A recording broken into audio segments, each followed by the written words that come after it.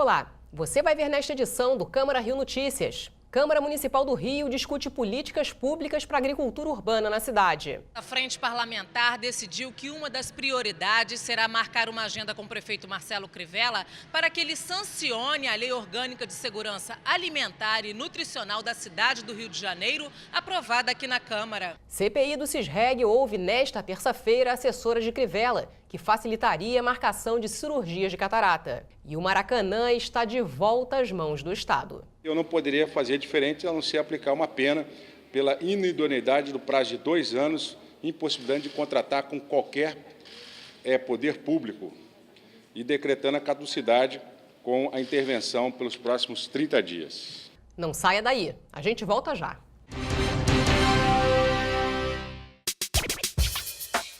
Uma conversa sobre os principais assuntos da cidade. Fique por dentro das opiniões de especialistas e pesquisadores. Rio em Pauta, toda sexta, às 14h.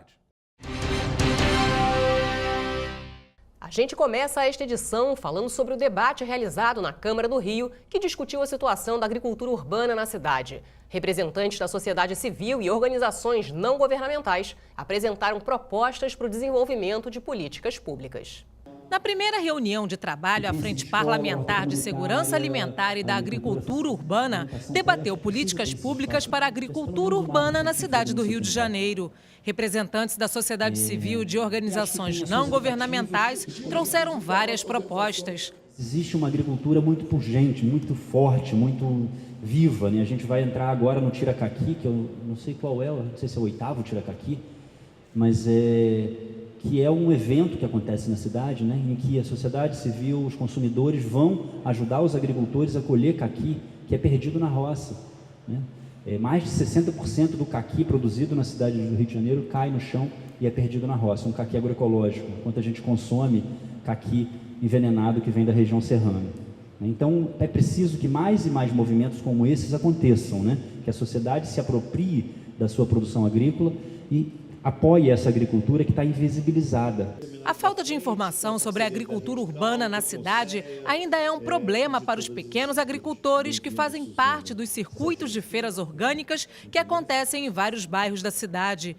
Incluir o tema da agricultura urbana na discussão do plano diretor da cidade é fundamental para garantir as políticas públicas desse segmento. A constituição de uma frente parlamentar, né, que trate da questão da agricultura urbana e da segurança alimentar e nutricional, por si só, né, a constituição de uma frente já é um grande avanço, né, porque traz para o parlamento a discussão, né, sobre esses temas. Na verdade, na cidade do Rio de Janeiro, a gente tem uma agricultura que existe, que resiste, mas que ela é desconhecida dentro da própria cidade. Então, por ser desconhecida, acaba que ela não é beneficiada por políticas públicas, né? E que é necessário, né, que você crie políticas para beneficiar essa população. A presidente do Conselho de Segurança Alimentar e Nutricional, Suzana Padrão, chamou a atenção para a extinção do Conselho Nacional de Segurança Alimentar e Nutricional, o CONSEA. À medida que o CONSEA é extinto, né, todas as políticas, você perde a instância que, de alguma forma, discute da voz da sociedade civil na proposição de políticas. Então, é meio como se a gente ficasse meio órfão, né, de uma instância que pudesse, né, ajudar na instituição dessas políticas. Com uma pauta de trabalho extensa, a Frente Parlamentar decidiu que uma das prioridades será marcar uma agenda com o prefeito Marcelo Crivella para que ele sancione a Lei Orgânica de Segurança Alimentar e Nutricional da cidade do Rio de Janeiro, aprovada aqui na Câmara. Nós conseguimos, através da articulação com esses setores, aprovar a Lei Orgânica da Segurança Alimentar e Nutricional da cidade do Rio de Janeiro, no ano passado. E um dos objetivos do nosso trabalho esse ano é conseguir a regulamentação e a efetiva implantação dessa lei. E nós também estamos discutindo a aprovação de uma nova legislação que estabelece o incentivo à agricultura urbana e familiar na cidade do Rio de Janeiro. Um projeto de políticas públicas que estimulem a agricultura urbana. A CPI da Cisreg ouve nesta terça-feira Márcia Pereira Nunes, assessora do prefeito Marcelo Crivella. Márcia foi citada pelo prefeito do Rio como uma pessoa que poderia facilitar a marcação de cirurgias de cataratas. Outras pessoas também foram convocadas para depor como coordenador do Implan Rio, Milton Barros Filho. A CPI, que apura possíveis irregularidades no sistema de regulamentação, prorrogou os trabalhos até o fim de abril. E confira agora as atividades previstas para esta semana no Legislativo Carioca.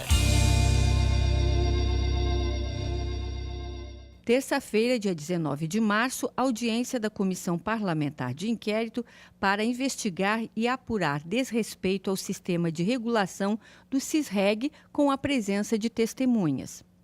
Também na terça-feira, dia 19, encontro de lideranças dos garis. Quarta-feira, dia 20 de março, reunião extraordinária da Comissão de Educação, reunião com mulheres democratas e também reunião com secretários escolares. Quinta-feira, dia 21 de março, audiência pública para discutir o projeto de lei que institui o Marco Civil do histórico Carnaval de Rua da cidade do Rio de Janeiro e reunião da Frente Parlamentar em defesa da bicicleta e da mobilidade ativa. Na sexta-feira, dia 22 de março, comemoração ao Mês da Mulher. O vereador Leandro Lira representou a Câmara do Rio no seminário sobre a reforma da Previdência. O evento aconteceu na Fundação Getúlio Vargas. O presidente da Câmara dos Deputados, Rodrigo Maia, disse que acredita que a reforma da Previdência será votada ainda no primeiro semestre desse ano. Mas para que isso aconteça, o governo precisa melhorar a articulação com os parlamentares.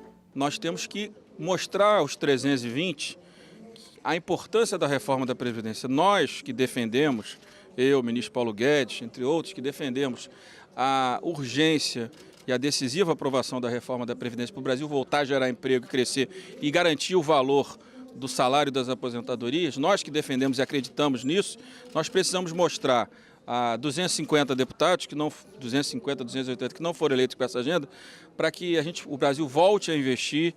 A gente precisa da reforma da Previdência para que ele possa ter recursos no norte do Brasil, no Nordeste. O vereador Leandro Lira representou a Câmara Municipal no evento. Ele disse que o prejuízo previdenciário só no município do Rio de Janeiro é de R$1 bilhão por ano. A gente está justamente comparecendo a esse evento porque é o tema mais importante que tem hoje na pauta legislativa do país. Tudo bem que ele é discutido no Congresso Nacional, mas ele repercute diretamente no município do Rio de Janeiro. Aqui, para se ter uma noção, a gente tem um déficit anual de quase R$1 bilhão na Previdência do município e a reforma justamente vem para sinalizar uma melhora dessa situação, porque não é apenas o valor que assusta, mas também a taxa de crescimento, ou seja, a cada ano que passa, esse déficit, esse rombo nas contas previdenciárias do município aumenta. E, infelizmente, se a gente demorar muito para atuar sobre esse problema, para reformar, para fazer as medidas que são de fato necessárias para equilibrar a Previdência, a gente vai comprometer não só as contas do município do Rio de Janeiro, que já se enfrenta já sérias dificuldades, mas certamente as contas dos demais estados do país e da União. Comissão de Transportes e Trânsito e representantes de aplicativos discutem estudo técnico da UFRJ sobre mobilidade urbana. Os impactos da reforma da Previdência sobre os servidores do município são tema de debate na Câmara do Rio. Projeto de lei obriga a instalação de dispositivos para leitura de informações dos produtos em supermercados. Proposta em tramitação na Câmara do Rio determina a distribuição de fraldas infantis e geriátricas a pessoas com deficiência.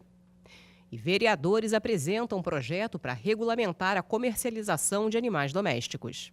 E você vai ver no próximo bloco. Governo do Rio suspende concessão do Maracanã e reassume a administração do estádio. Os clubes estavam me pedindo para a gente fazer esse tipo de coisa e realmente manter uma empresa que foi condenada pela Justiça em primeira instância, né? Eu li a sentença traz fatos graves, ainda com descumprimento do contrato, aí realmente não dá para manter essa situação dessa forma. Em 2018, a Rio TV Câmara trouxe grandes novidades para tornar a sua experiência ainda mais dinâmica. Agora você tem mais 2 canais de comunicação com a gente. Além do Facebook e YouTube, também estamos no Instagram e no Twitter. Bastidores das matérias, programas, conteúdos exclusivos e muito mais. No estúdio ou nas ruas. Saiba em primeira mão o que acontece na Casa do Cidadão Carioca e em todo o município.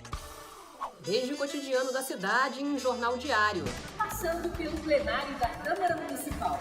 Além de programas sobre o Legislativo e a cidade. E debates com vereadores e especialistas sobre os temas mais relevantes para os cariocas. Uma linguagem dinâmica e informativa. que colocamos no ar todos os dias. Participe, mande críticas, sugestões e nos ajude a fazer uma programação cada vez melhor. Você também faz parte dessa história. Siga a Rio TV Câmara nas redes sociais. A Prefeitura do Rio inaugurou nesta segunda-feira o primeiro dos 10 tomógrafos que serão instalados ainda este ano em hospitais municipais. A inauguração foi no Salgado Filho, no Meier, que deverá dobrar a capacidade de atendimento. Atualmente, o hospital realiza 2.800 exames de tomografia por mês. E está na hora do Momento Saúde, hoje falando sobre derrame. O Momento Saúde de hoje vai falar sobre derrame. Eu estou aqui com a doutora Luana e ela vai nos dar mais detalhes sobre esse assunto. Doutora, o que é o derrame? O derrame também é chamado de acidente vascular cerebral pelos médicos, o AVC. O AVC ele pode ser isquêmico ou hemorrágico. No AVC isquêmico há uma obstrução do fluxo de sangue, então não chega sangue suficiente para as células. No AVC hemorrágico há um extravasamento do sangue, então o sangue extravasa ou para o cérebro ou para o líquor. E ele pode fazer um efeito de massa e também pode fazer com que não chegue sangue suficiente para as células. No AVC isquêmico, ele pode ser causado por um trombo que aconteceu ali no local, ou pode ser causado por um êmbolo, que veio de um outro local. Por exemplo, veio de uma obstrução na carótida, ou então veio do coração, que tinha uma arritmia, o coração não estava bombeando bem, e na hora que o sangue fica parado ali, formam trombos que podem ir até o cérebro. O que acontece é que no cérebro as células são separadas por funções. Então, cada função ela se localiza num local específico no cérebro. Então, quando a gente sabe que a pessoa teve um AVC num determinado local, a gente já sabe quais são aquelas células, as funções que vão ser perdidas. Então, por isso que o AVC pode mudar muito, porque dependendo de onde ocorre o AVC, a perda de função e a sintomatologia vai ser diferente. Quais os sinais e os sintomas do derrame? Vai depender muito da localização do AVC.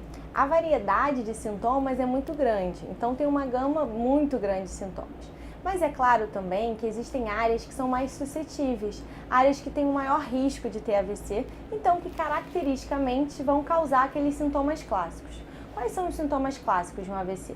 É você ter uma paralisia na metade do corpo, é você ter uma paralisia aqui da face, na parte inferior da boca, do nariz, do rosto, sem pegar os olhos.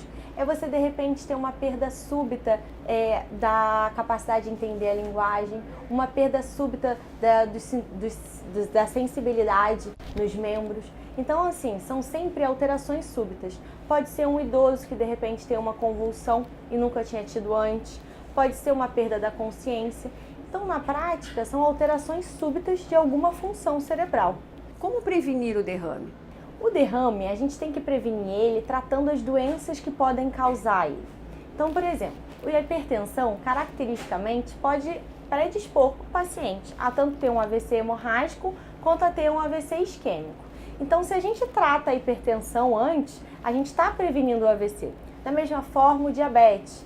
Da mesma forma, a fibrilação atrial, que é a arritmia mais comum que existe. Se a gente trata ela, a gente anticoagula, a gente previne que o paciente tenha um AVC. Então, o ideal é a gente tratar as doenças antes delas chegarem a gerar uma consequência, a gerar uma complicação do AVC. Infelizmente, muitos pacientes acabam só descobrindo que tem essa doença quando eles têm um AVC. E aí não é a ordem certa. Por isso que é muito importante fazer o diagnóstico precoce. Da mesma forma, quando o paciente tem um AVC, a gente vai poder prevenir um segundo AVC. Então, assim, dependendo de qual for a causa do AVC, a gente vai conseguir prevenir. Mas o mais importante da gente dizer é que se você tiver uma suspeita de algum sintoma, você tem que procurar a emergência, para que o médico possa avaliar, entendeu? E ver se realmente pode ser um AVC, porque o Dr. Google hoje é super preocupante, Se você botar várias coisas lá, às vezes aparece suspeita de AVC. Então, você tem que buscar um atendimento médico se for realmente tiver um desses sinais clássicos. E é sempre bom você ir acompanhando para ir tratando hipertensão, para ir tratando diabetes, colesterol alto, aterosclerose, arritmias, tudo que pode predispor a um AVC. Doutora, como tratar o derrame? O tratamento vai depender muito do caso do paciente, vai depender de vários fatores. O importante que a população no geral tem que saber é saber identificar quais são os sintomas que podem representar um AVC para buscar atendimento médico e tratar doenças que muitas vezes são assintomáticas, que a gente não valoriza por não sentir nada e que podem culminar no final em gerar um AVC, como é o caso da hipertensão e do diabetes e das arritmias. Doutora, muito obrigada pela sua entrevista e até o próximo Momento Saúde. Continuam presos no Rio de Janeiro os 2 homens suspeitos de participação nas mortes de Marielle Franco e do motorista Anderson Gomes. De acordo com as investigações, Rony Lessa, um dos 2 suspeitos pela morte da vereadora e de Anderson Gomes, depositou R$100 mil na conta que ele tem numa agência bancária na Barra da Tijuca, onde morava até ser preso. O Ministério Público pediu o bloqueio dessa quantia como parte de uma indenização por danos morais e materiais às famílias da vereadora e do motorista. Mas a lista do Ministério Público inclui ainda outros bens de Rony Lessa. Uma lancha, que estaria em nome de um laranja segundo as investigações, carros e a casa onde vivia, num condomínio de luxo na zona oeste do Rio. Rony e Elcio Queiroz, o outro preso, estão em Bangu 1, onde aguardam transferência para um presídio federal fora do estado. A justiça aceitou a denúncia e eles vão ser processados por duplo homicídio triplamente qualificado. Motivo torpe, emboscada e recurso que dificultou a defesa da vítima.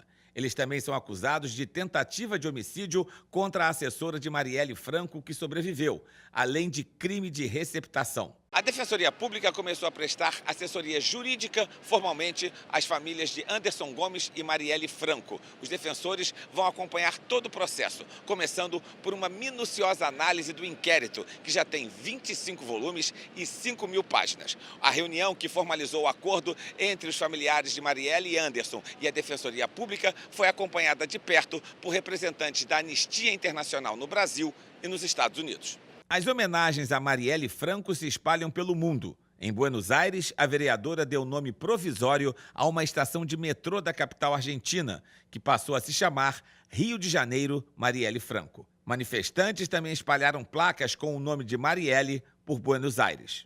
Em Berlim, na Alemanha, cerca de 180 pessoas, entre alemães e brasileiros, caminharam pela cidade em protesto contra o crime. Na França, a prefeita de Paris, Anne Hidalgo, disse que pretende batizar um espaço público da capital francesa com o nome da vereadora carioca.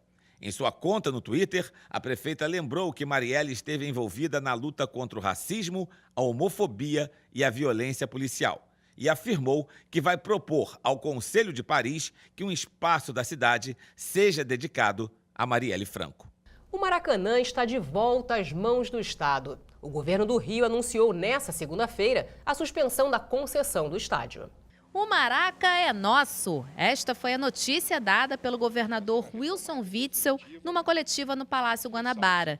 Segundo ele, a dívida da concessionária responsável pela administração do estádio ultrapassa os 38 milhões de reais. O grupo, gerido pela Odebrecht, não honra os pagamentos desde maio de 2017. Eu não poderia fazer diferente a não ser aplicar uma pena pela inidoneidade do prazo de 2 anos, impossibilidade de contratar com qualquer poder público e decretando a caducidade com a intervenção pelos próximos 30 dias. Nos próximos 30 dias, o governo do estado vai formar uma comissão para fazer o acompanhamento do uso de permissão do Maracanã, ouvindo os clubes e empresas interessadas na concessão, que será de 35 anos. Enquanto isso, os jogos continuarão sendo realizados no estádio normalmente. O governador garantiu que problemas como os que aconteceram na final da Taça Guanabara, quando Vasco e Fluminense não entraram num acordo sobre o posicionamento das torcidas, gerando muita confusão, não acontecerão mais. Os clubes estavam me pedindo para a gente fazer esse tipo de coisa e realmente manter uma empresa que foi condenada pela justiça em primeira instância, né? Eu li a sentença traz fatos graves, ainda com descumprimento do contrato, aí realmente não dá para manter essa situação dessa forma. Além de não pagar, a concessionária Maracanã deixou de cumprir outros compromissos.